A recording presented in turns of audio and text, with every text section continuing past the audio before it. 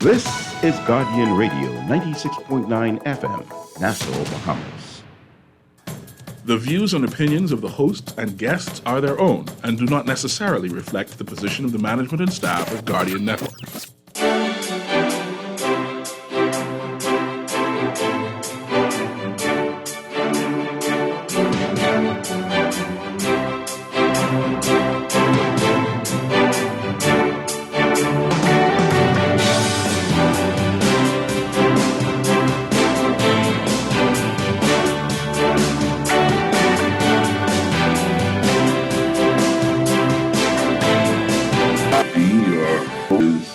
Second and foremost, to my brother, I won't say how old my day, but I will say he is 1 year older, 1 year wiser, and hopefully 1 year more impressive and well off. Miles is a good man, and I love him dearly. Happy birthday, Miles. So last week, Dwight chimed in, Dwight Strawn, the station manager, chimed in to complain about the fact that I like to take this moment in the show to encourage my listeners to seize the moment and to not allow themselves caught in the trap of not being mindful of how they spend how you spend your time and your energy, and he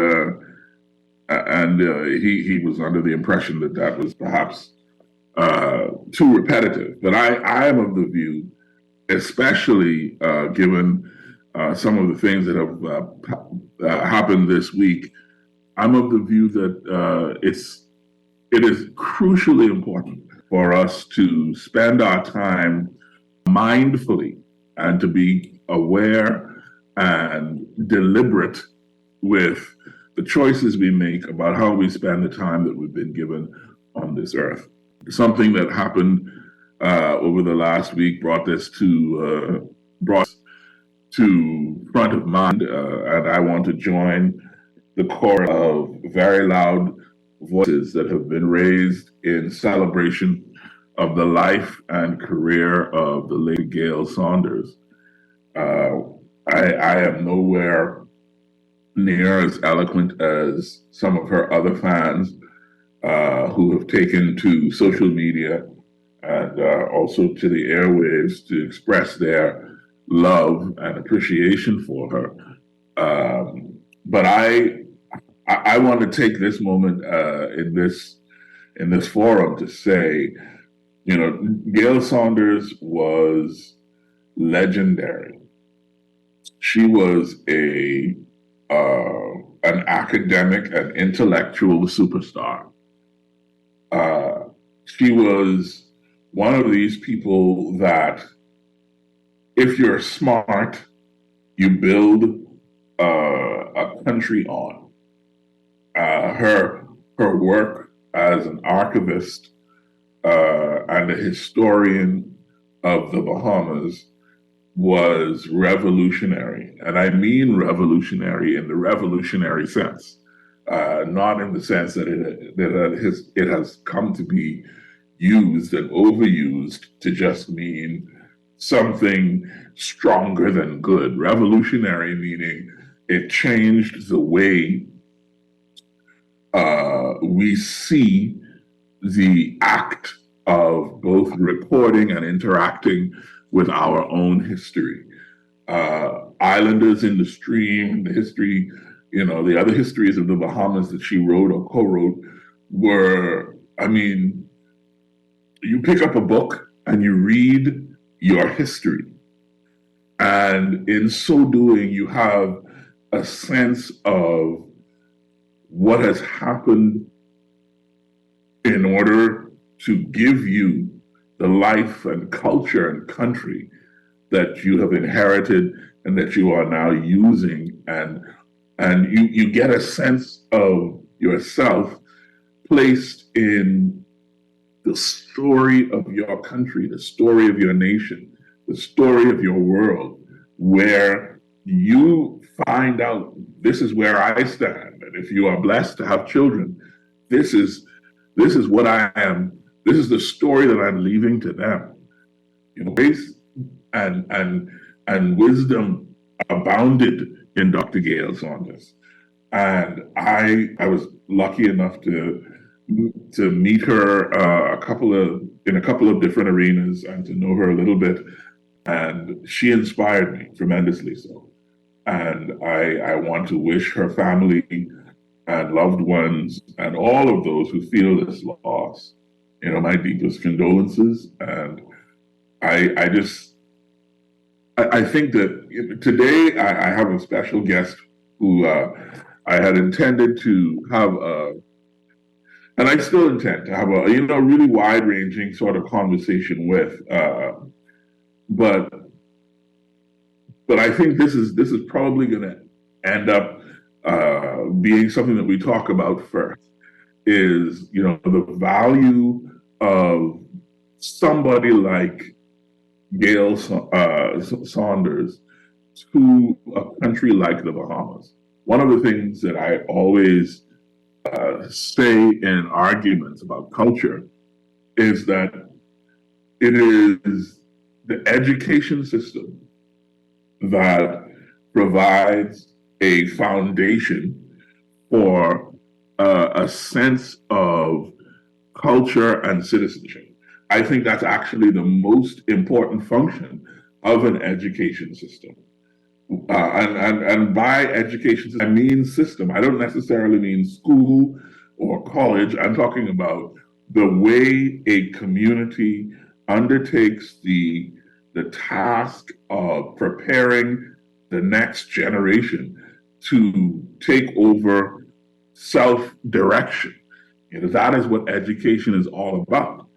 And it is in that context that somebody like Gail Saunders is so important, because you put yourself in the mind of an American child, a British child, a Russian child, a German child, a Chinese child, a Cuban child, let's say, right? These children have reams and reams and reams of books that have been written about their history and about what their country has been through and what the dominant culture of their country has had to sacrifice in order to achieve the gains and position in the society that they've achieved or gained.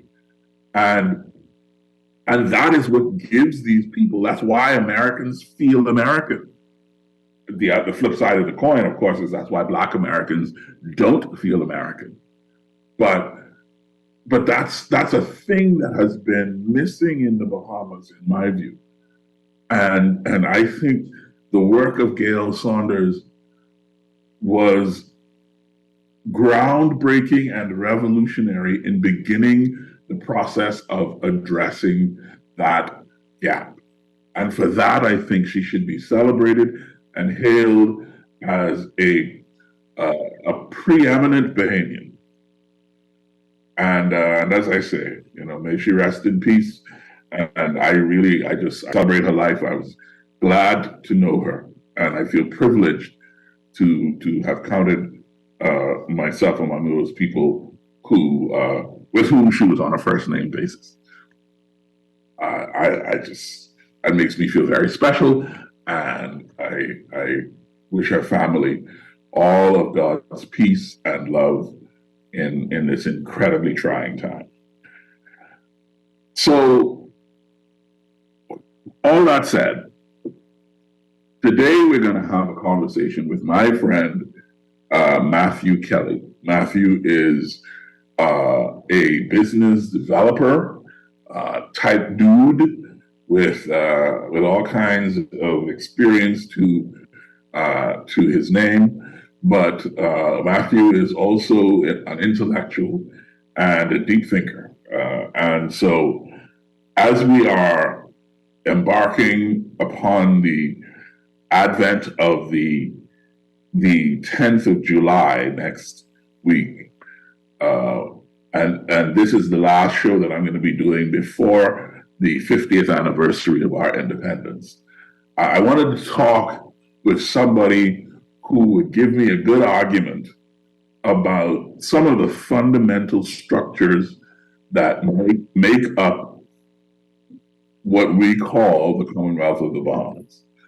And with that in mind, I would like to welcome to the Political Review for this Sunday, Mr. Matthew Kelly. Matthew Kelly, welcome to the Political Review. I'm very happy to be here. Can you hear me, Quincy? Yeah, I can hear you. I can hear you. Okay, great. Yes. And I'd just like to take this opportunity to add my voice to the praises of Dr. Gail Saunders. That was very well put. Oh, thank you. Matthew, the Caribbean community is celebrating 50 years. The Treaty of Chaguaramas, which gave birth to the Caribbean community, that group of 15 nations, of which the Bahamas is one, that came together to form a bloc. They're celebrating, what they consider to be 50 years of work towards integration in the Union and within the region.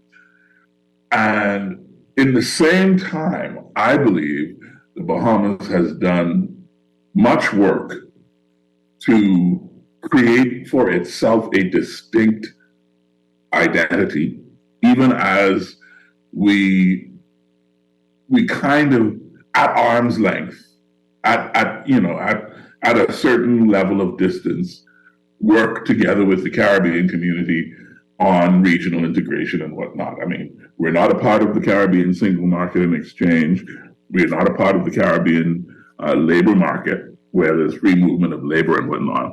But we do work closely with CARICOM on political and social issues. So we're working to create this distinct identity in the region for ourselves.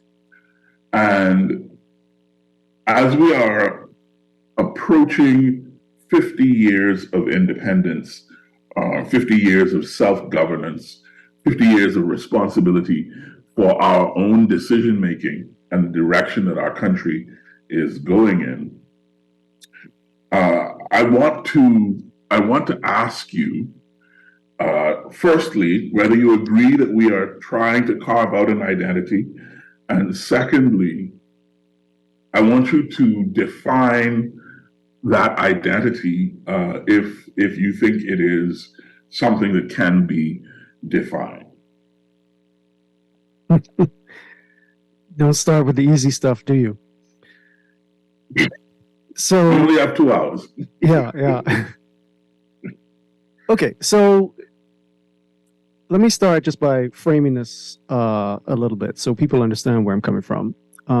I often say to my colleagues, one of the problems with our conversations is that we don't have enough distinction in what it is that we're talking about, right? You could say sky, bird, book, tree. There's millions of types of trees. What are we talking about exactly here? So when you say we, not to get all Clintonian about words, but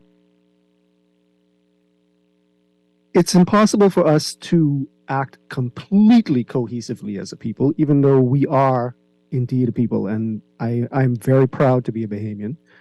But what Bahamian means is going to differ from individual to individual. So if I'm going to answer your question of, are we seeking to create an identity for ourselves? Well, certain corners of we, the Bahamian people, are doing that, right? And others are just allowing the organic nature of humans and all of the interactions, all of the various identities that we have to evolve in themselves. So there are distinct pockets of the population that are looking for an identity, carry their own value system, their own intent about why they're doing that. So in short, yes, but with with the broader context of understanding. There's no one, even if you look at the top political system and given any particular party in power at any given point in time, there's still not, this is not a kingship, a dictatorship where one person's idea is what prevails. So, given that, what are we trying to make? Without doing any speculation, without giving my rundown of what I see the various segments of society who are trying to do this to, I just want to comment more broadly on the organic nature of most people who are just living their lives as Bahamians. There's going to become particularities of any given populace as time goes on. But that internal environment of the nation and of the communities of the people who make up that nation are also affected by externalities. And we are and will continue to be defined by really big movements in the world, such as the fact that we are on the doorstep of the United States of America, that there's a certain political and economic reality that influences us to a very large degree, right? And then our connections to the rest of the Caribbean also influence us very, very much. So we import a lot of culture from Jamaica, for instance, right? So I don't think that I think it's important that various factions or segments are trying to create an identity for Bahamians. I think that it's important that none of them come to supremacy, and B, that the organic evolution of our identity is always given precedence.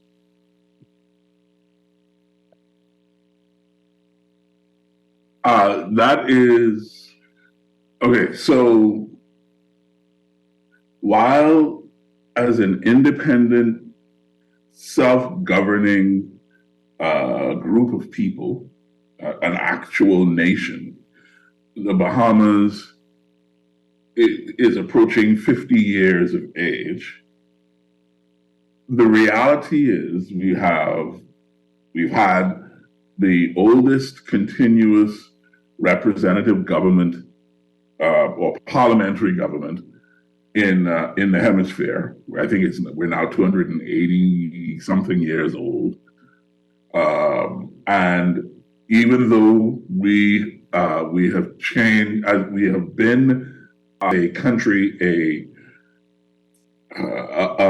colonial football. We passed through the majority of the world's major colonial powers. We still have been a cohesive unit for long enough, I believe, that something has to be, by now, almost either natural or innate, and quote unquote Bahamian. And that's what I'm asking you. And you are being very intellectual and scholarly about it, but I also think you're ducking the question. So I'm asking you, given all of the contextual importances that you've referenced, and I know importances is not a word, Mummy, yes, I know. But given all of that, what in your view? Okay, let me rewind a little bit. Take the national anthem that Mr. Timothy Gibson wrote. Yeah, we are supposed to lift our heads to the rising sun and march on to glory with our our bright banners waving high. And what is that glory to which we are marching? As we press towards this mark of the high calling in Jesus Christ, as the scriptures would say, what is the glory that Brother Gibson is encouraging us to march towards? What's the identity? What's the goal? What is that thing without which there can be no Bahamas or no Bahamian? Let me give you an example. Imagine an American without the concept of personal liberty. Such a thing cannot be. Because I have a right is the essential American phrase. I have a right. That defines America. So what defines Bahamian in your view? And you can't say the Bahamas is not a real place. The Bahamas is a very, very real place. Even if borders are not identifiable in physics, it doesn't mean that they're not real. I want to. You got to give me a little bit of a moment so that I'm not accused again of sidestepping the question, right? But at the same time, like I don't completely agree with the premise of the question. So the emergence of a bunch of different things that might be considered Bahamian, and in some views might make you Bahamian, right? Doesn't depend on a top-down imposition or intent, and nor does it nor is it required of a people that, okay, this is what makes us Bahamian. In fact, the example that you use of America, right? That may be so in the minds of some of the people, but not all of the people, right? You actually use the example of Black Americans to illustrate that earlier in the conversation. So I'm going to say, right, if you are Bahamian with a high degree of probability, right, and excuse me if the language seems academic, but it's more precise. And I think this is what is missing from a lot of our conversations is a precision, is a willingness to go into the subtleties and the nuances of the matter. So I'm not going to step back from that too much.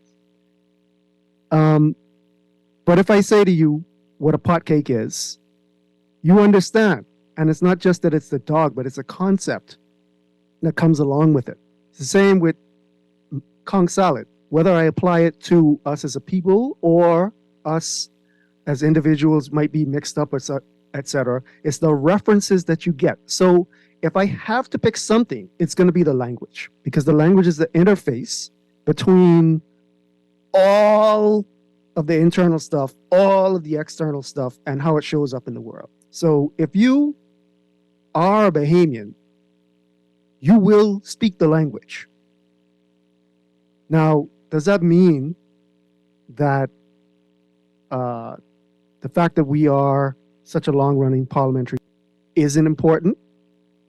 Well, it's not important to a bunch of individuals who don't know, and it's not impacting their daily life, but it does have particular effects that have lasted throughout the centuries to this day. So, yes and no. But I don't see in society today, right? And part of the problem with making this statement is that I'm an individual, and everything that I say on a personal level is going to be anecdotal, and I only move in certain circles, and as everyone does. There's not a universal that I could say Bahamians believe in X or Bahamians believe in Y as Americans believe in their constitutional freedom. I don't see that. Perhaps you do, right? the universals that I see are around the shared culture, which shows up in the language. Beyond that, they're human universals that I see. I see kindness and I see selfishness. I see people who are very bigoty as well as people who are humble. Does that answer your question, Mr. Parker?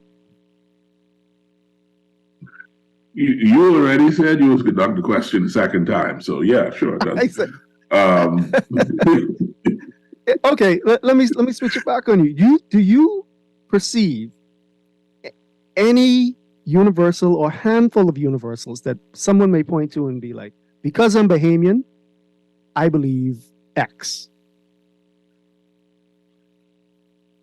I'm going to answer that question honestly, and I am prepared for the backlash. The answer is yes, I do. I do believe that there are certain things.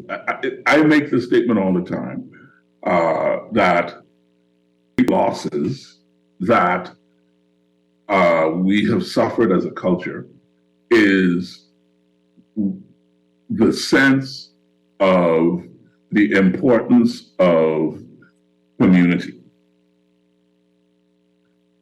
Throughout the history of the country that I have read, and then the history of the country that I have lived over these last 50 years, our identity was a communal identity. Everybody who is over a certain age, that age, let's say 35, 40-ish, everyone who is over that age can recall at least one cut hip from somebody who wasn't their parents, if they recall any cut hip at all. And I say everybody, obviously I know I'm making a very gross generalization, but I stand by that generalization nonetheless, having acknowledged that it is a generalization. And people can recall if they were stranded somewhere, not being overly concerned because they could get a ride home or to some place that they would be safe. They also knew that they would not go hungry unless they wanted to go hungry, because even if they didn't have any money, somebody would feed them something, whether if they wanted to eat it. That is the community that was ubiquitous and I believe representative. So we decided that we wanted to step into the 21st century, and I think we worked ourselves and bootstrapped ourselves out of community mindedness. And unfortunately, we took the blue pill and not the red pill, which would have allowed our growth to remain along the trajectory that it had been, where the community was the central source of energy and power and security and safety. It became the individual. It became the community was shrunk and concentrated, so much so that even within individual families, there are still cliques inside families. And the focus became the individual, not the group. So to answer your question in the first instance, I believe that it would have been true to say 30 years ago, 40 years ago, because I am Bahamian, I believe in community. Community was important to us. I think another thing that is important important to us, and it is still important to us, even if its meaning has changed, is church. And I don't mean religion, and I don't mean spirituality. I mean church. Because I am Bahamian, I go to church.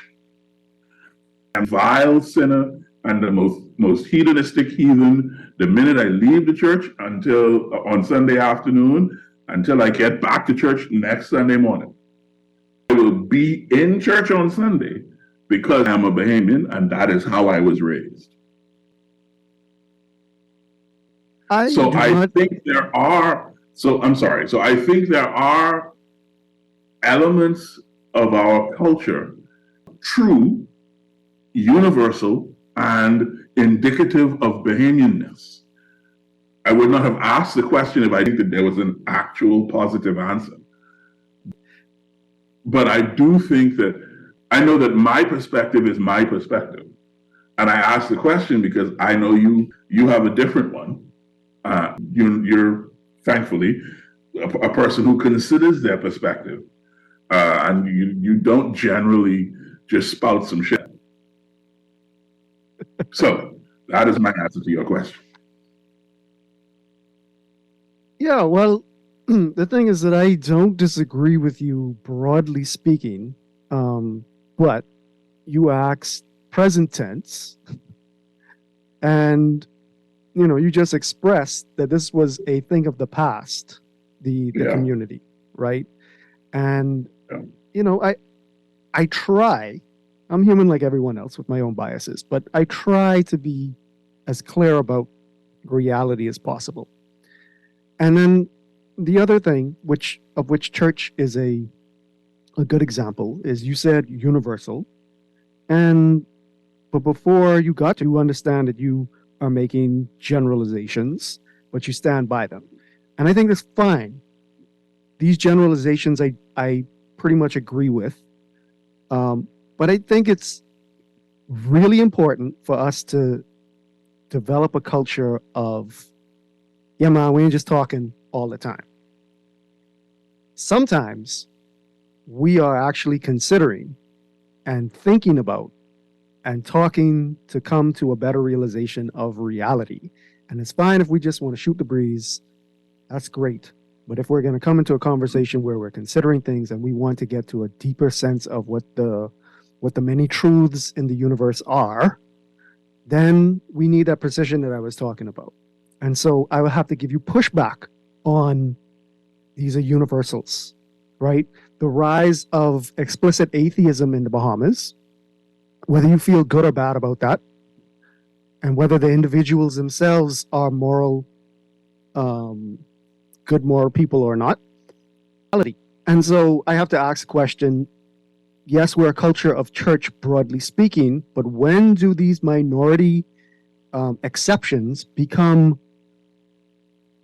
cross the threshold of us being able to include them in the conversation where we don't say church is a universal, but rather church is this big thing, but there's also this other thing over here, and there's this other way of spirituality on the left-hand side as well. So, I don't disagree with you in general, but again, you asked me one question, and so I endeavored to answer that. If you wanna talk about some generalizations, I mean, we could get into to these various things, including our religion. I propose to you, which I don't think I'll get much pushback on, is actually politics. Firstly, politics is most definitely our religion. Absolutely. Secondly, even atheist and agnostic Bahamians go to church. That is why I was very specific when I said I'm not talking about religion and I'm not talking about spirituality. I'm talking about cultural practice. Okay? These are very different things. Go Those ahead. people may exist, but boy, I've met a bunch that would, huh, they would not do that. That's fine. And again, yeah, I accept it, and my generalizations are generalizations. But the reason that I say I stand by them is because I think that they are reflective of the majority. They are reflective of, yeah, I would guess I would say the majority of the culture. And your question about when other voices become important enough to the majority culture to be admitted into the conversation or acknowledged in the conversation is a vital one. And I think that that's a part of what this kind of conversation at this kind of time is about, right? Are we really progressing as a country, right? I have a list of areas where I want to get your thoughts about how we have approached these areas over the last 50 years and whether we are better off now than we were in 1973. And whether or not that is even the appropriate measure of success or progress. And before we go any further, I do want to apologize for the profanity. I may have said something a few minutes ago that was offensive, and I do apologize for that. You see, I feel I can be gracious when I have to be. So the first question is this: the first area that I think is, as I said at the top of the show, in my view, the foundational area for cultural transmission and growth is education. Looking at our education system over the last 50 years, public and private, what do you think, what are your thoughts? I'm trying not to narrow the question too much because I think education is a huge area. So I want to get all your thoughts on how we've done the first 50 years in education. Well, I think we need to begin with the acknowledgement that we're obviously not running on all cylinders here. I think that we've definitely produced opportunities for, I would say, a sliver of people who are brilliant and have brought that brilliance back to the Bahamas, and we've benefited. Broadly speaking, I think that we have failed the majority of people here. And that has to do with my perspective on what an education is and is for. So even if you're not going to have a high-powered white-collar job or even a stable blue-collar job that provides for family adequately, the broader point of education to produce well-rounded people, to maintain curiosity that is naturally there and which is beaten out in large extent by the formal education system, but also by the culture itself. We have definitely not done a good job of helping Bahamians become the best version of themselves. We could get into specifics. A lot of there are segments below the super high performing sliver at the top of academia. But again, the bulk of people, that's where I think our major failing is. And I I also believe that we're not serving the people at the very top. They are succeeding in spite of the system, and I think that a lot more people, if the system was set up better. For instance, I know it's often talked about the government high versus regular government high. Well, why is that distinction there? What changed? Was that change for the better? You know, what's the measure that we use around that? Just as an example. So, yeah, it's quite clear to me that we could take what we call, you know, the D average and just apply that not necessarily to the students, but to the system on the whole, both the formal system, be it public or private education, and also the lack of a will and interest in the home and the community for producing these traits. Like I said, primarily of which curiosity is the one at the top of my list.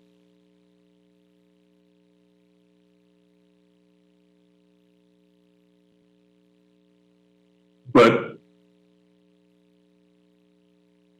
you're a systems man. I am.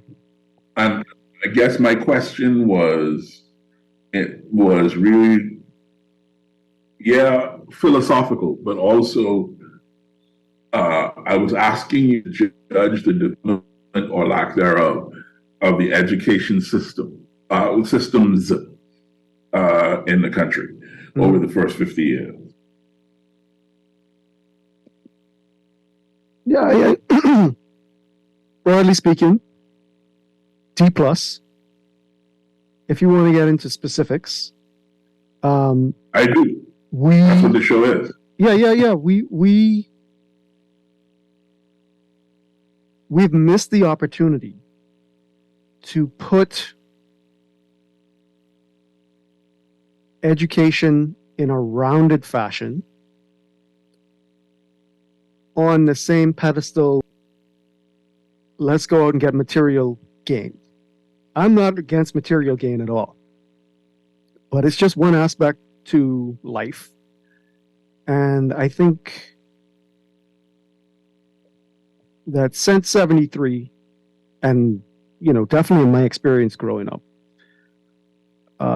if you showed interest in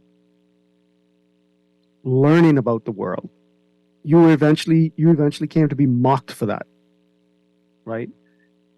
And there was never any pushback at the policy level for figuring out, okay, how do we help to nudge this culture in a different direction, right? And sadly, I have to say that I'm inclined to think that this was on purpose.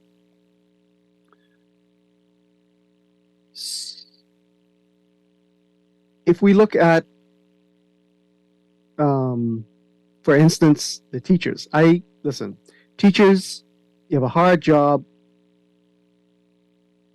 I do not begrudge you anything, but the fact of the matter is that we are not investing, and one of the places that we really, really lack investment is teachers, both in numbers and in quality. We're not super interested in making sure that we get the best possible people in position.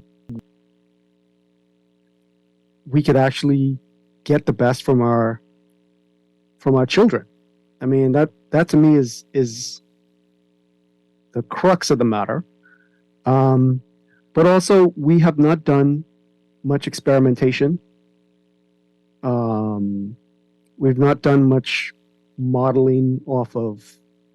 There are people who can speak to this far better than I inside the education systems, but the broader system that supports them, especially monetarily, and also in authorization for, okay, let's try this, you know, an arts school at a higher level, or the smart people used to go to government high et cetera, et cetera. Like, these things have not been done, and they're almost so simple that there's not much to say about them. There's ample evidence in the rest of the world as to how to do it well. There's ample evidence as to how to not do it well. I think that our system is far too close to the US. Some of that is playing to the fact that, most of our people feed into that higher education system over there. But a lot of it is just laziness. We're very lazy with our educational policy and implementation.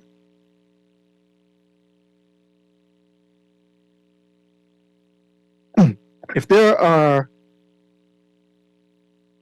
Is there a good primary or how important is the new preschool education thrust from the sense of creating preschools for the public education sector? And if that is important in your view, does that mean the private sector, where they've had preschools as a part of the system for however long it's been, does that mean they've had an advantage in that regard, in your view? Okay, let me set the stage here by saying that I'm a big markets guy, right? Markets solve a lot of problems, but there are specific problems that they don't solve very well. And one of the problems is that it's very difficult to sell someone something that they don't want, even if they really, really need it, right? And that tends to lead towards bottom of the barrel services. And again, please don't take offense if you're in this. It's largely out of your hands. This is just what is available to us in the current economy. There are advantages to preschools primarily as a feeder system, similar to the way that it is in the States. Not so much, in my view, as a place for development. That happens, but it's not spectacular, right? So if the public were to develop preschools, the question is, what's the outcome that we're looking for, and how fine-tuned are we towards that? How are we measuring? How are we then letting that feedback allow us to adjust things? And I would say, just shooting from the hip, what is likely to happen there is that the very necessary service of daycare will be delivered, but not necessarily an education. So unless a radically different approach to the higher educational levels is taken, what is likely to occur is that we'll just barely fund it. There'll be a high ratio of children to teachers or caregivers, and that although there'll be essentially some basic education given, there will not be a lot of exploration and growth for the individuals, unless we can figure out a way to increase that ratio and really provide an environment that's not an extension of, okay, school is basically for industrialization. We need these people to be able to do the same things and follow the instructions and, fit into the slots in the factory or whatever it is, retail, etc. And these kids, we can't use them, but we're going to put them into industrialized daycare. That's what I'm pretty sure is going to happen.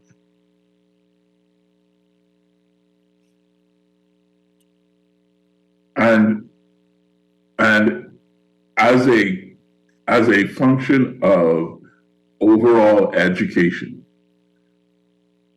as in from the perspective of creating Well, I guess maybe that's the question. Do you believe markets are important and they determine a large number of these things? But do you believe that the education system has a responsibility to turn out useful, productive, engaged citizens? Yeah, well, let's not anthropomorphize systems too much. We have the responsibility, and so as our representatives, the government, all the policymakers do have that responsibility, and the system should, yes, be designed to do this. And I think that's part of the problem is it doesn't start with that intent in mind. It starts with other markers of success. You know, this administration wants X, Y, Z to happen. They may have a overall good intent for it, but it's also serving the political purpose, right? And then that filters down into the bureaucracy, where every individual has their own, excuse me. And so the intent, the overall arching goal, because it is not super explicit and always resorted to, you always go back to the mission and clarify, okay, why are we doing this? Therefore, this particular action that we're taking here doesn't make any sense or does make sense. And using that as the as the filter and the metric all in one, we end up with something that is not focused, that does not serve a vision and mission, that gets diluted down the road, serving many, many purposes. So if we were simply to take steps towards putting mechanisms in place inside the bureaucracies that create this thing, that mitigate against these very natural mechanisms of personal and click incentives, much better chance of things. But, you know, when was the last time that you walked into a ministry and you knew what their mission was?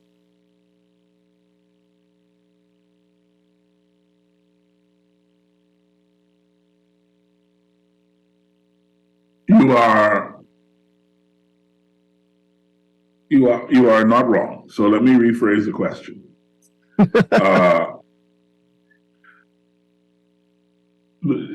You are you're a Bahamian. You have a certain right to the patrimony, whatever that may be, of this nation. You were quote unquote, a son of the soil, so to speak, right? So does the education system owe you anything? Do you have any expectation of a system that was in place when you were born, and people who are free Bahamians like you are responsible for the management of? Do you have any expectations of that system? And I'm not talking hypothetically. I mean, do you, Matthew, at this moment in time, have any expectations? Yeah, so you're going to continue to accuse me of sidestepping the question, right? Whereas I think that your question is asking at least two questions in one, right? So you ask me, do I actually have an expectation of the system? In a strict sense, the answer is no. Do I believe that it should provide X, Y, and Z? Oh, definitely, right? And there's a whole bunch of shoulds. But the main thing is, for it being a cliche, I apologize, but we should be producing the best versions or helping people become the best versions of themselves with the educational system. Now, that has a whole bunch of knock-on effects that are great for society, in my opinion. And there are other reasons, such as the actual functioning of a democracy, that an educational system should be doing, right? But do I have any particular expectation? I try not to. I try to divorce myself from as much as possible in a stoic or Zen-like fashion as I can, which is often not successful, from having an expectation. But should it? Man, listen, how big is your bottle of rum for us to sit here and talk about all the things that it should be doing?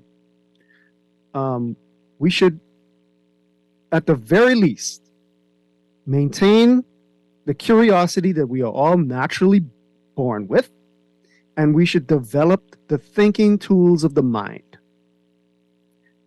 That is a cultural thing. People are not born with the ability to sit and reason. And the fact that we want to work for it is also another benefit to humans, to show them, hey, kid, you're not going to be able to just sit back and life is going to come to you. You have to actually work at things. So you develop both the habit and the reward of it, and the experience, the conscious perception of that reward, so that you know, hey, if I work at things, I can actually get better. If I get better at things, other great things happen, not just to me, but to the people around me, and then more broadly to the nation. So, yeah, but again, we don't have those shoulds put in place. I think a few people here and there might they have the idea that education is quote unquote good, right? And that's the end of it. They just think, okay, good is a universal thing that is just innately defined in me and everybody's mind the same, which is a load of. So, yeah, develop our thinking tools, develop the habits of actually working. These are the bare minimum that an education system should be expected to give us. Now, I think that we're getting these in very diluted fashion in the educational system that I came through. Now, I'm not blessed with kids, so I don't know what the current is, but the current situation is in intimate detail. But I get reports from my friends now and again on what's going on, and I have to say, I'm not sure that research supports your children having so much homework that they have a 12 to 14-hour job essentially going to school. So I think there is just so much work that has to be done in the formal education system. But then on the flip side, talking about the culture again, we do nothing besides engineers, doctors, lawyers, and this is decreasing, by the way. Us growing up, it was expected, hey, all the top performers, these are the jobs that you get. This is respect, right? But there was no actual enculturation of the learning for learning's sake, continuing to be curious because that helps you develop as a person. Understanding the broad value of having an educated populace. Like none of that was done. When I was in social studies in grade 8, we would talk. They would talk about democracy and the power of people as opposed to individuals, right? But it was never explained how systems work and why we should do particular things. We always just were spoon-fed facts that we had to spit back, so that it evolved, maybe not evolved, but the system itself only allowed us to be little dictionaries, spitting back little entries that we were expected to know, and no deeper understanding, discussion, etc. So, it's a factory mindset in terms of education.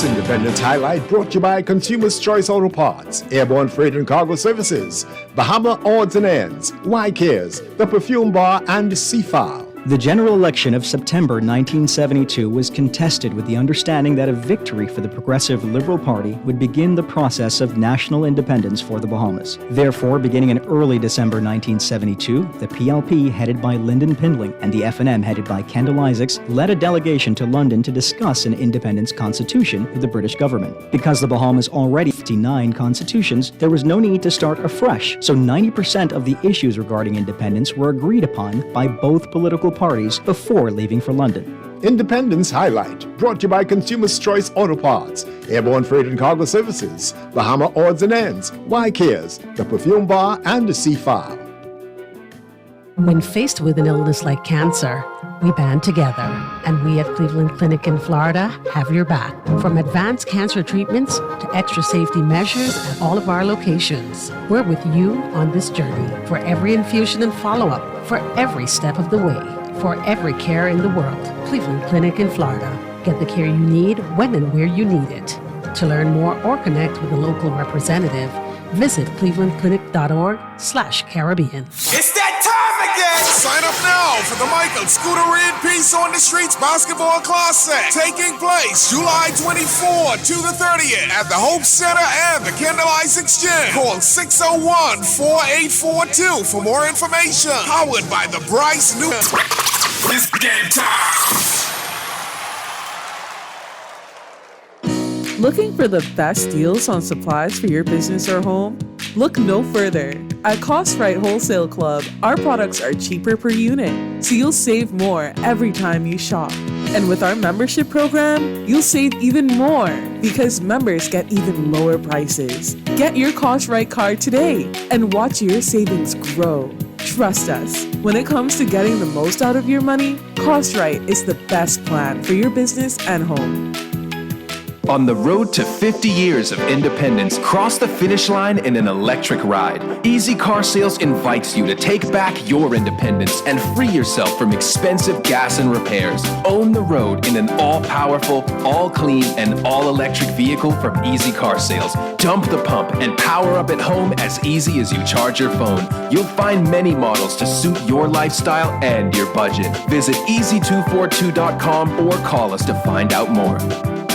This is Guardian Radio, your station for up-to-the-minute news, intelligent, interactive, and engaging conversation. 96.9 FM.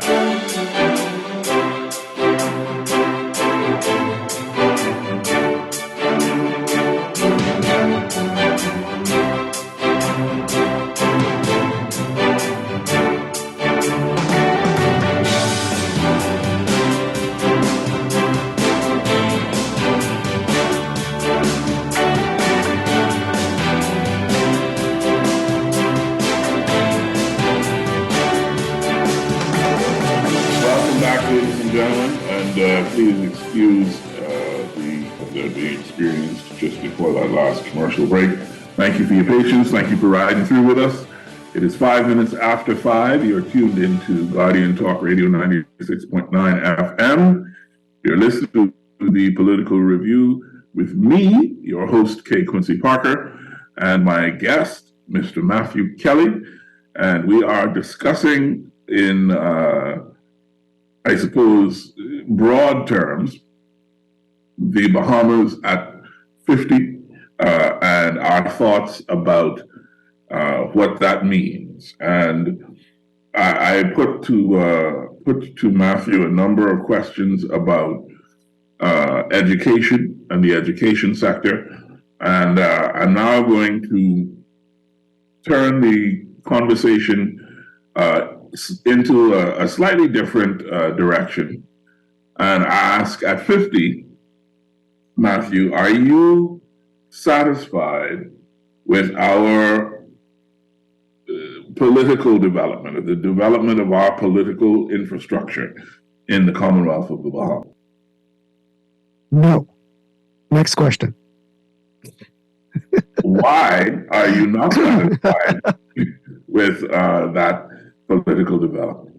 Yeah, I think there's an assumption amongst Bahamians that the political system is for something, and the nebulous concept of for democracy or representation, etc., is pretty prevalent. But I think by their deeds you may know them is relevant here, because what are the outcomes? So what is it that we actually want as a goal, and then what are we actually getting? And on that basis, I am personally very disappointed. Now, I think that this is to be expected because of very simple mechanisms that most people are not, they never take the time to think about it. Why would they? Life is, life has demands. But for those who have the little bit of time to look into voting systems, right? The system that we use called first past post means that if I win by one vote, I'm in. So it doesn't matter that 50% choice and 50% agree with the choice plus one vote. This is the way it is. And what that leads to is us as voters, not what we basically say is we don't want to waste our vote. Okay? So if someone comes up in a third party and we like their ideas, we like them, we think that they're competent, and they really should have a voice in parliament, right? You just can't waste your vote. You can't take the chance, especially in a constituency where races tend to be close, right? And this dynamic leads to, very naturally, a lock-in of two parties. Not because it was designed to be that way, but that's just how it will naturally evolve over time. You spin the wheel enough times, you throw enough dice, it's going to happen. And so, because of that simple mechanism and some other things, we are unable to break out of this duopoly that the parties have over the political system. Oh, why is that such a bad thing? Well, given a world where everyone has been, and it's a community and we are a brother's keeper, fine, no problem. We don't live in that world. And so very special interests develop within the parties. And again, this has nothing to do with the people themselves. This just naturally starts to happen, right? And so if you want to get into politics and actually get to the table to the point where you actually have an effect on policy, you have to choose, first of all, you have to choose a side, right? Just in the sense that the side is a political party. It's not in the sense of ideology, because they're not that, our two dominant parties are not that different from each other. But you have to choose a side. And then you have to run the gauntlet of all of the internal politics, which has no external checks and balances for you to be able to serve in the public. You have to go through this private interest set of ways of doing things and selection, right? And then you end up having factions within these various things, and then you have people who set themselves up, and if they're somewhat to be there for a very long time, you know, like the only way that we're gonna have changes in leadership is when there is an election that is lost. So all of that comes out of this very simple first past the post mechanism. If I ever hear a politician get up and talk about first past post and how it is not serving us well, I'll know two things. One, he actually has my interest at heart. And two, he's not going to be there next week. So And again, no fault of his own or any particular individual in these parties, but that's the way the systems go. Now, if by some miracle we could adopt a different voting system that takes away the incentive to quote unquote not waste your vote, where we could choose the person who we think is going to do the best job or serve our interests the best, right? And then that decision is made across the constituency population without the fear that me voting for the person that I want is going to harm me because it's going to make it more likely for the person who I really don't want to get in. If we could remove that from the equation, and there are systems to do it, that would lead to much better outcomes organically.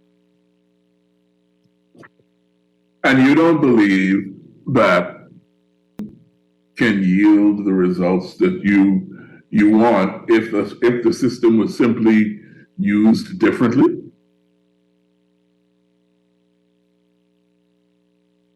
Here's what I mean. Here's what I mean. How many times have you and I heard ambitious young wannabe politicians talk about how they're going to join a party and take over from the ground up? Mm-hmm. They're going to get in by saying whatever they have to say and doing whatever they have to do, and then once they end, they can do what they really went there to do. Right. Right? Many times I've heard. And what if it actually happens? Does that not mean that it isn't the system that's the problem, but the people?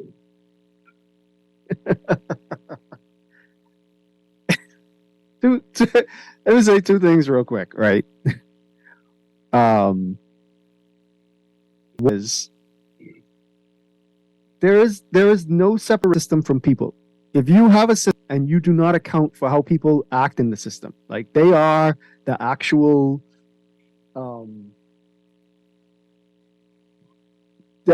doing of the system is done by people, right? So if they're not accounted for in the system, it's a terrible system, no matter how good it looks on paper. And therefore, the second thing is, like, you said what you said to me, and what I heard was, what if we win the lottery? Like, it's possible, but, we can be here for a few hundred years waiting for that to happen, I think. It doesn't take a few hundred years for people to win the lottery. Somebody wins the lottery every year. In larger populations, that happens. Like, let's not compare apples to oranges, right? Whenever you hear that a $10 million, $50 million lottery was won, is always going to be in a major metropolitan area where, first of all, that those funds could accumulate to that degree, and second of all, people are buying. There are lots of people, and they're buying lots of tickets per person. So I stand by saying it'll take a very long time because, one, we don't have that many people. Two, elections are like, it's only every 5 years. So that forces things to go much slower. Fair enough. So the ultimate question about any of these areas that I've asked you about, to crystallize your thoughts, is, are we better off now than we were in 1973? In a lot of ways, yes. In terms of our politics? No. I think it's the natural progression that as things go along, the two sides in action, they become closer and closer. But in their rhetoric, they move further and further apart, which is not a good thing for our politics, I think. And you can see that working to a more advanced degree in the States. But, we have the same things at play here. So I don't see very many measures in which we're better politically. there may be a few here and there, because ideas that are good never die out fully. And as new generations come up, they may be exposed to new ideas. So there's some political thought development, not very much. And in that way, I think the scene may be better in terms of more people having more conversations, but really below the threshold of the broader populace having any idea of those discussions. But in terms of the mechanics of national politics, no, man. We're not talking about policy here. We're talking about politics. I don't see how we're better off. Okay. And the hopeful question has to be asked then, how in your view could we be better off if you could crystallize it? I know you think the system needs to change. Yeah, so despite us doing a terrible job at education, which is fundamental to you have to be somewhat informed and knowledgeable, and just have a understanding of fundamentals for your vote, which is a proxy for what you think, your opinion, to make any sense. You wouldn't just ask some random people to weigh in on foreign policy if they have never thought about it. But in a insulated way, that is what we're doing with politics. But despite that, right, most of the things we encounter in the country are still pretty common sense things, and we could trust, for the most part, common sense amongst the people.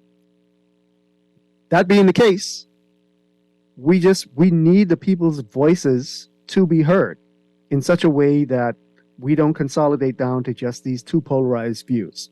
We're getting the actual input of the broader populace coming in.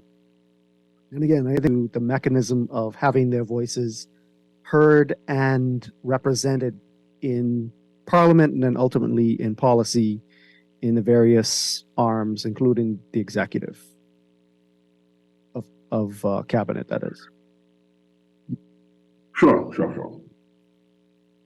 We are now approaching the third rail of conversation in the public arena in the Bahamas. I want to ask you to speak to us about your views on how the Bahamas has developed over the last 50 years with regard to this, to equality. And I'm leaving it as broad as that because I think we like to narrow equality down in order to have comfortable conversations. Mm-hmm. And I would rather have an honest than a comfortable conversation today.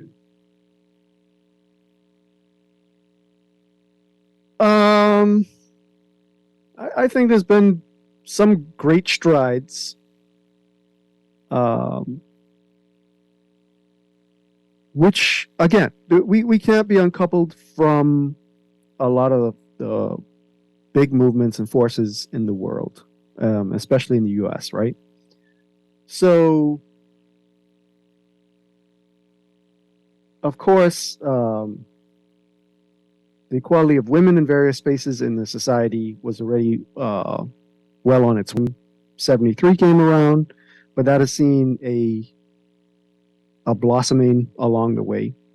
It was often thought, not just here, but around the world, how are we going to get women to excel more in various subjects? There was a time when the STEM subjects were grossly underrepresented. Women were grossly underrepresented in them. That is broadly no longer the case. Women are blowing men out of the water, especially in the Bahamas academically. This is translating a lot into economic empowerment and just power, basically, which has its own downstream effects. We have a very different racial politics here than in the U.S., but it is informed very heavily by the U.S. And so that very complicated thing around equality, especially the economic power of Black people who, as our grandparents and parents, were obviously super marginalized. That economic empowerment continued, but the conversation around like who is a Bahamian, how does that work, the economic consolidation of power of certain people, if not of the Bay Street Boys lineage, then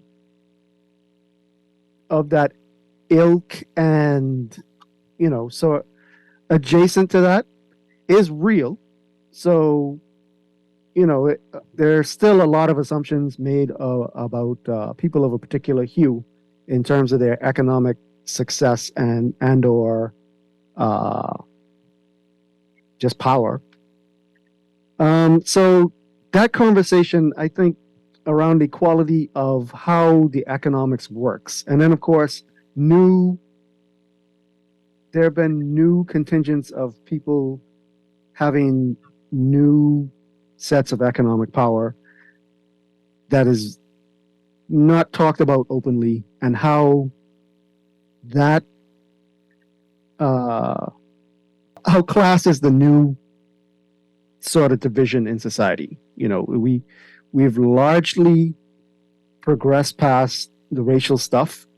I'm not saying it's not there, but class is the real divider, and class as designated by basically your income or your economic opportunities. So that's not very talked about, and there's a lot of inequality around that, and it's not clear if that's going to get any better anytime soon. And if you're talking about minorities in terms of sexuality, there's been some progress around that, I think, as attitudes have changed worldwide. But I think that's still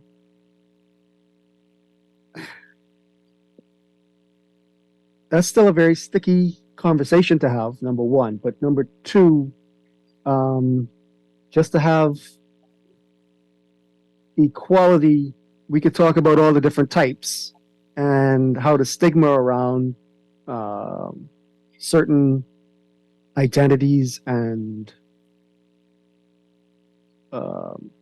just minorities in general, how they are impacted in most of those areas of equality, right?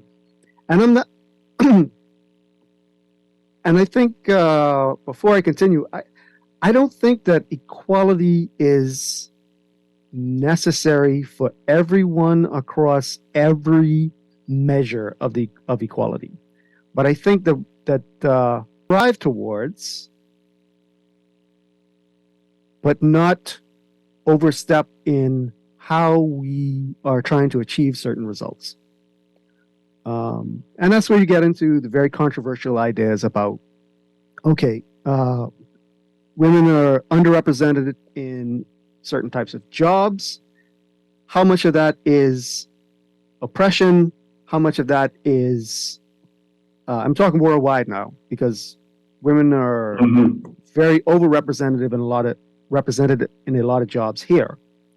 But how much of that is, systemic problems, and how much of that is personal preference, right?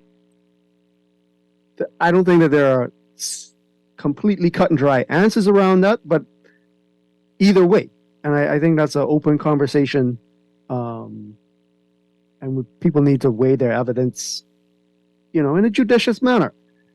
Let's think about other forms of equality. Equality in terms of access to education. Again, we spoke about how the private kindergarten system kind of funnels you in to more private schools, and academia does lead to economic opportunities, etc. So if you don't have access to private schooling, statistically you're at a more of a disadvantage. So how does that play out? And then of course there's the hot button topic of immigration and children without status. How is this being dealt with? How these are people who, through no fault of their own, just exist in the Bahamas and have to go through hell in a lot of ways, just to exist, but especially around education and all of the social problems that are put upon them even in school because of that. So, mixed bag.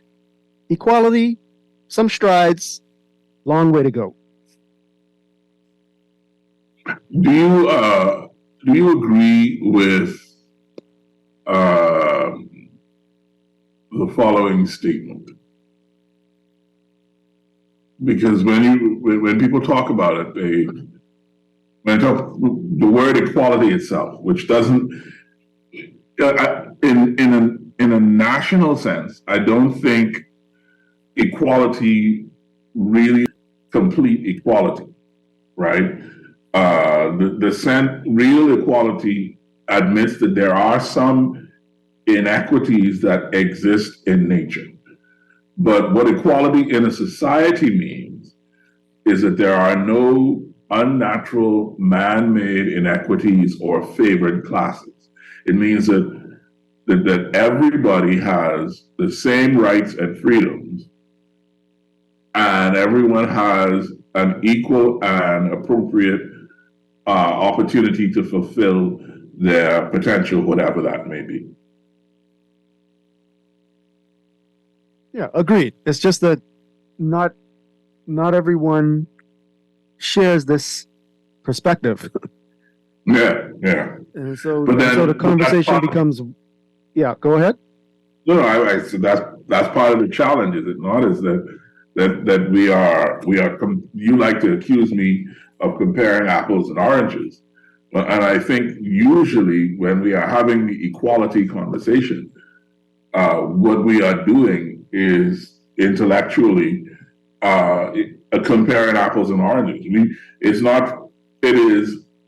It is about removing the man-made interaction in the system, not necessarily instituting more man-made interactions in order to balance some mythical scale that doesn't really exist in nature. Yeah, I mean, I broadly agree with that. I would amend that we want minimal intervention that we as a people have agreed is just. Okay? Because otherwise you just law of the jungle situation. And that's nature, though. That's right. The way it is. Right, but nature is not inherently good or bad, right? So we have to decide, okay, which bits of nature are we okay with, and which bits do we think, okay, we're going to do something to. For instance, it is natural if we were just randomly plunked down in a Bahamas in an alternate universe. Some people will be close to fresh water. There's no infrastructure, right? We're just randomly plunked down into New Providence. Some people will be close to fresh water, some won't, right? That would be somewhat natural. Only so many people could be X close or X far away. Do we want that to be like that? No. So we put in pipes and all of the other infrastructure that we need for water to be distributed equitably, right? Because we believe everybody should have water, not you should go 10 miles and because I'm down the road here, I'm good to go. So with that caveat, I broadly agree with you. But there are some things that nature deals out. For instance, if someone is born with a genetic disease, right? That's nature. Do we just leave that person to suffer? Without, they're going to take up a much bigger proportion of the medical infrastructure and resources. But do we think that they should? How much of the resources should they get? How much should we save for other things? These are the very difficult conversations that people don't want to have. And they just want to, they just feel like they care. And obviously, gross generalization, but many people, they just give lip service. They don't think about what they're saying. They don't go into the nuance and distinction about a particular topic. And so, as far as I'm concerned, most of the time, people just flapping their mouths, and it's just so they can hear themselves speak. That's a rough take, but hey. If that's how you feel, that's how you feel. I mean, that to me, that's the beauty of a conversation. So the hopeful question once again comes back, which is, how can we be better off or do better with regard to equality in the coming 50 years? Yeah, I mean, that's the most systems question of the day to me. This is an issue of resource allocation. I'm not talking about necessarily redistribution, but okay, let's take a real example. Leading up to the last election, coming off the horror of the pandemic, the then administration decided that they were going to develop a plot of land in the West. Now, that area of land is about the size of downtown Nassau, right? It's off by a couple of acres. Their idea was, we're going to divide this up into residential plots, and there's some mechanism in here where you could get a mortgage and, yada, yada, yada. The important part to me is they were going to build another subdivision with one of the only available huge plots of land left on this tiny island, the size of downtown Nassau. And the vision was, we could let people build houses in a subdivision. This is insanely short-sighted. Like, I cannot, without being profane, I cannot impress upon you how crazy this idea was, right? And yet, our lack of nuance and a lack of appreciation of good conversation around a topic, not debate, but actually coming to a consensus and getting closer to the reality of things, right? People just took that like, oh yeah, young professionals need a new subdivision so they could get their own and have some home equity, just like people in the past were able to do that. That alone means that we are harnessing such a small sliver of the brain power here in the country as to make you wonder if it's worth sticking around. Like, this might seem like hyperbole to you, but like, I spent days trying to figure out how this absolutely stupid idea occurred. Why is this relevant? Because it's about resource allocation. That could be what it was slated to be, or it could turn into a political football with a new administration, and they come up with their own scheme to garner votes in the future, or it could be turned into a revolutionary new city or part of a city in New Providence. Looking at all the best practices and outcomes in other places in the world and designing properly from scratch on this very limited resource, something that, sure, some people will benefit more, which would be the case for if you do a stupid subdivision, but we could design it in such a way that everyone also benefits, even if some people benefit more. Was that on the table? No. So how can we be better off? Okay, we could hope for a miracle. We could play the lottery that the politics is going to improve. But realistically, we must be way more active in making sure that the policies that are brought up make more sense. So we have to apply negative pressure and positive reinforcement. And so, and we need to do this in a more collective fashion. That we've done a very poor job as in really making sure that the powers that be doing things with sense. And maybe that's because it just hasn't hit enough of us personally. Maybe that's because many of us are connected to one side or the next. Maybe it's because things so tough you just can't think about anything else, and you just keep your head down, work for your kids, and make sure that you're okay, even though you know things out there are insane. Be that as it may, though, the hope for the future is more action. Because otherwise we're going to get more of the same, and actually it's going to get worse. These things will move on an exponential curve, and we'll have that insane thing, and then we'll have another insane thing. That example especially just leaves me.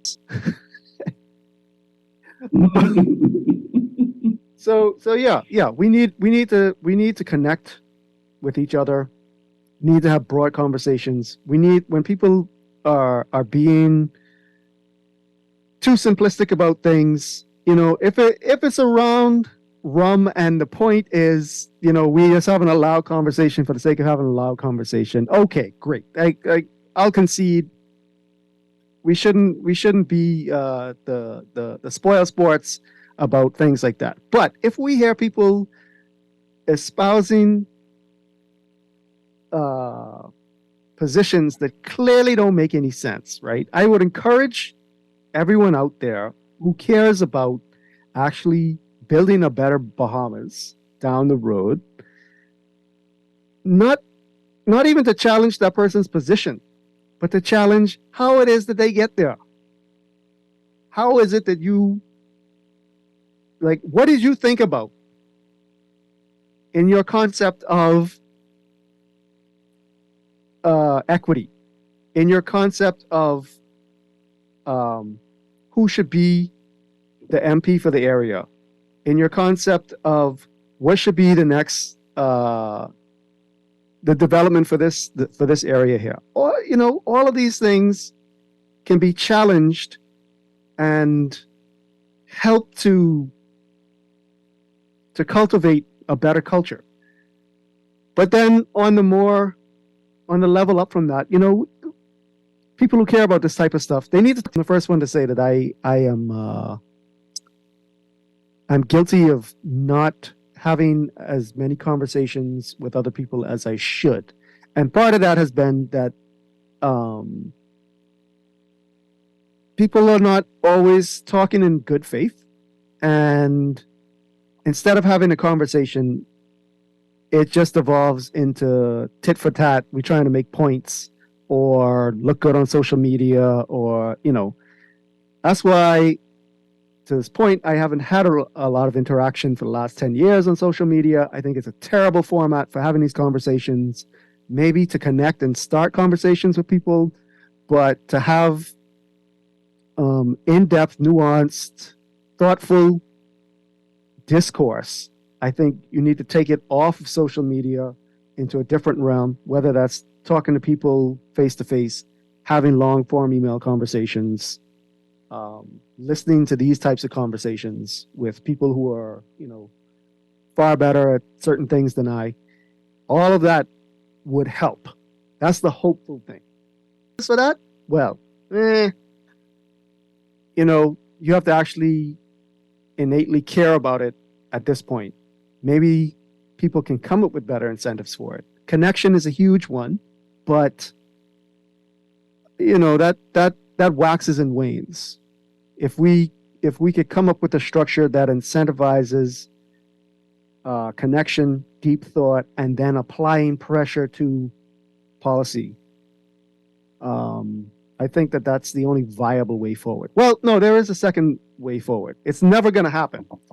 But the other way would be a vast conspiracy, not illegal, that would take over one of the parties. You know how we spoke about how young people say they're going to come in and they're going to do X, Y, and Z, and then they're going to reveal themselves and do what they really went in there to do. Well, that never happens because they get selected against or they turn, right? The system maintains itself. But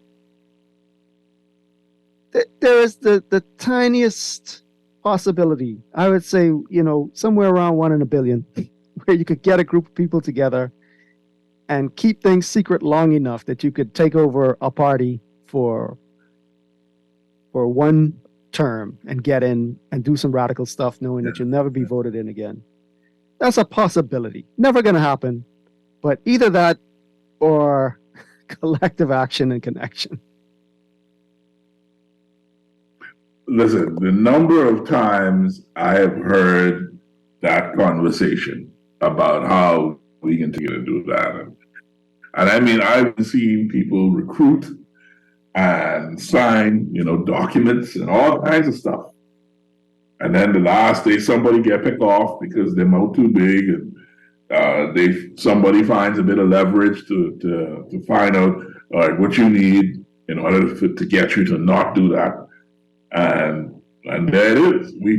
One of my ultimate questions about what is or is not Bahamian is a question of moral and intestinal fortitude. Is standing for our convictions something that is a trait, so to speak, of the Bahamian soul, if there is such a thing? And I ask it as a question because I do not generally see it. I mean, it is such that when we do see it, we remark upon it. The individual who stands for her or his convictions as though they are an outlier, as opposed to accepting them as representative of all of us. But in any event, that's my view. So the next question. Sorry, go ahead. No, go ahead. Well, to answer your question, no, it's not. But the hopeful thing is that it could be. Yeah, I don't know about that. All right. So this is another, I think, crucial area for thoughtful Bahamians to really wrap their heads around, and this is the area of immigration. We have treated it let me not make a statement. Let me ask a question, and I apologize for leaving this for the last. Mhm. But this That is may probably the save me. last topic. It's probably the last topic we have time for. But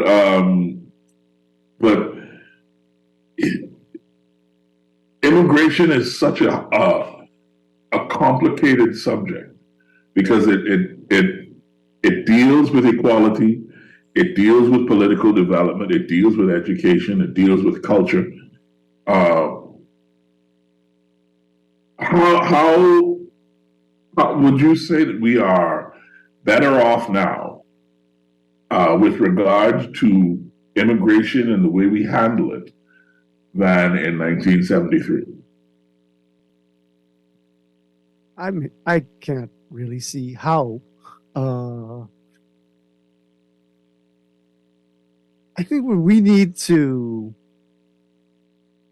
Some people may disagree with this, but I think that you need to start with a realization that immigration is not going to go away, nor should it, right? And we should start from having a position of, okay, why do we want to control immigration and what are the outcomes that we're looking for, right? And to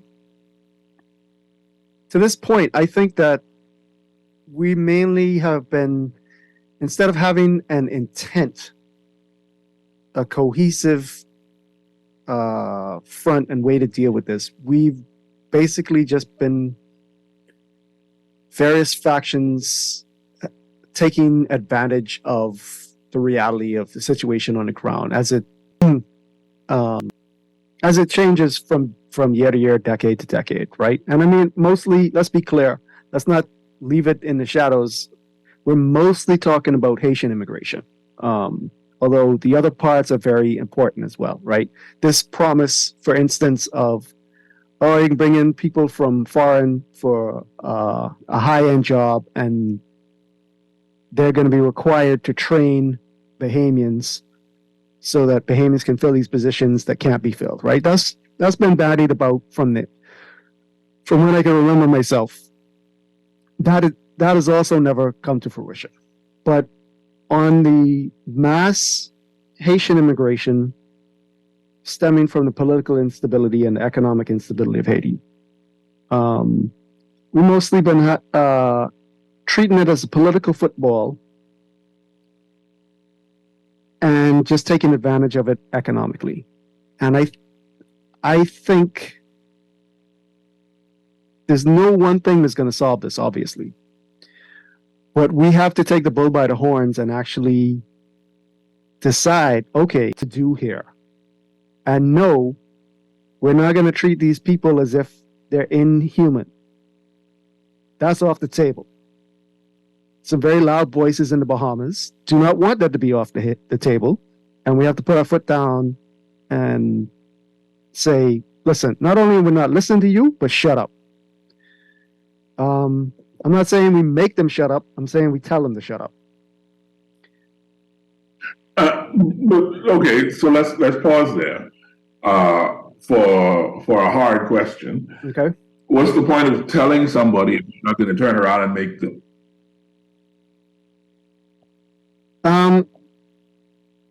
Various pressures can be applied that make people more likely to do certain things, right? But I am of the opinion that giving anyone the power to shut you up in an absolute way is a very slippery slope. So I'm not sure if you would call me a free speech absolutist. That depends on what you mean by absolute. But I'm very close. I don't think it benefits society one bit if we start down that path of we could make you shut up. Now, there are obvious exceptions. The classic one is yelling fire in a crowded theater when there is no fire. Other ones are, if you're straight up lying about someone in print or or spoken, these things have consequences and they're already in the law. But if we cannot engage with other people and beat their ideas with our ideas and be our social pressure, which itself is a dangerous game, but much less so than, let's say, the state being able to clamp down on your speech, then we get into a very bad place. So I hope that makes my position on that clear. Fair enough, but then it comes back to the final time I'll ask for today. Mm-hmm. How systemically, or well, let me leave your word alone. How could we be better in the coming 50 years with regard to this very sensitive and important subject? Yeah, I think you have to bring together, I think it's very overused and misused, but stakeholders, right? Everyone who's being affected by this needs some representation at the table on how we're going to deal with this, right? And then there has to be the political will to get it done. But some of the things that can happen is regularizing how we deal with permits for immigration and how we deal with children born in this country who are often all but in papers Bahamians, right? Whether they are born to people who came here legally or illegally, right? Those things need to be dealt with. We also do need, and this is happening somewhat now. Who knows how sincere they are about it, but we need to engage with Haiti in a fashion that become more stable. There's a bunch of various ideas that could happen around this. One of them is sometimes they call it charter cities, but basically where you carve out a piece of a country and say, okay, this is a special place for 50, 100 years or whatever. So an example would be Hong Kong, where you bring in a system that to work in some regard to help give an anchor point to build things up, right? That's a possibility. I'm not saying that you necessarily have to choose that route. Another way that we could deal with this in a positive fashion and make it better is on the permitting side, on the economic side, to have a program that is actually moving people in and out of the country on a schedule. Let's just say for sake of argument, 5 years. But when they move back to Haiti, they're going back not just with some money that they made, but some skills that are helping the community that they move back into. And maybe that where they move to might have to be structured a little bit better. But we put in systems where things are ratcheting, right? And every little step of the way, it's more difficult for things to fall apart or slide backwards. So the little gains that we get, we're not losing because we didn't think about step 2 and 3 after the big step that we took for our own benefit. That we see the second and third order effects from what it is that we're doing. And we take it into consideration as holistically as possible, right? We can't have people growing up in this country. I'm sorry. Yeah, I need to interrupt you because we only have 3 minutes, and I want to ask this before you go. Mm-hmm. The fact is, the reality of since you chose to focus it on Haitian immigration, the majority of the Haitian immigration that we are experiencing is not people who are coming here lacking skills. It is not people who are coming here looking for a way to improve their economic prospects through themselves. It is people who are coming here purely for the money. And what you are describing by talking about sending people home with skills to build their own communities is, I think, frankly speaking, misguided. I don't think they give a crap about that. I think all they want is the money, and they want the access to the United States. Yeah, I mean, that's a fact that we have to deal with. But let me clarify around the skills that I'm talking about are specifically not skills that they came here and like, oh, okay, the classic thing is gardening jobs or construction, right?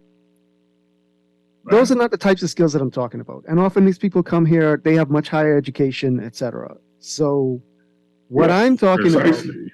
about is us intentionally providing that country with people who they've made some money here, but then they also are going back with community building skills. That is a different skill set. And either these people are going to stay here, they're going to go to the States, or they're going to go back home, right? And when that eventuality happens, the question is, okay, what are they then going to do? Are they just going to come back or try to come back, or are they going to sit in their communities and not intentionally try to build them out and make them more stable and have that organic effect on the country as a whole? Are they just going to, have that smaller mindset, which is, it's nothing to be derided, but they're just taking care of their own. Things are never going to stabilize if we leave it there. So I'm talking specifically about community building skills. All right, thank you. We'll leave it there. That's a great conversation. As expected, Matthew, thank you very much for your time and energy. The last question for the show: what is the most important thing for the Bahamas to do and to achieve now that we are 50 years old? One answer, one sentence. Proportional voting. There it is, folks. Proportional voting. That is the most important thing that we can do at 50, according to Matthew Kelly. Matthew, thank you for your time and energy. Appreciate you. And hopefully we'll be seeing you again very soon here on the Political Review. Thanks a lot, Quincy. And folks, that's going to do it for our show today. You're welcome, Matthew. Done. Let's talk together in English with Lady T is up next. And Wally, thank you for a great job as usual. We'll see you next week. Happy Independence. And once again, to my brother Miles, happy birthday, brother. See y'all later.